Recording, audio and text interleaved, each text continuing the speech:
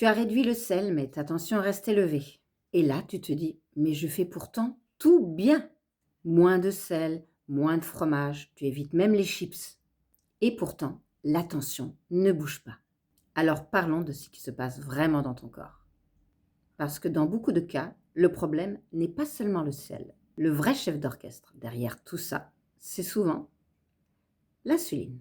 Quand ton insuline reste élevée pendant longtemps, ce qu'on appelle l'hyperinsulinémie, elle envoie un message à tes reins.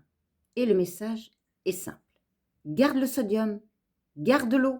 Donc même si tu manges moins de sel, ton corps continue de retenir de l'eau et du sodium. Et là, la mécanique est très simple. Plus d'eau retenue égale plus de volume sanguin.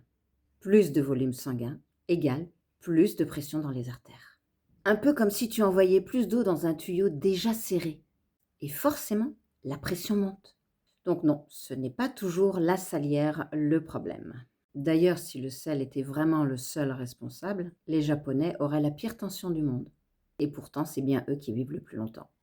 La vraie question est souvent, comment fonctionne ton métabolisme?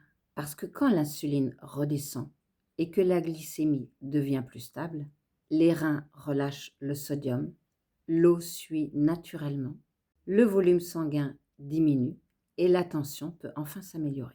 Donc parfois la solution n'est pas seulement de dire je vais enlever encore un petit peu de sel, mais plutôt je vais aider mon métabolisme à fonctionner correctement. Si tu veux savoir où en est ta santé métabolique, il y a un lien dans ma bio. Tu peux cliquer et il y a un bilan métabolique gratuit. Fais-le, comme ça tu en sauras plus sur toi-même. Et si tu penses à quelqu'un en regardant cette vidéo, partage-lui la vidéo et abonne-toi, je parle de toi.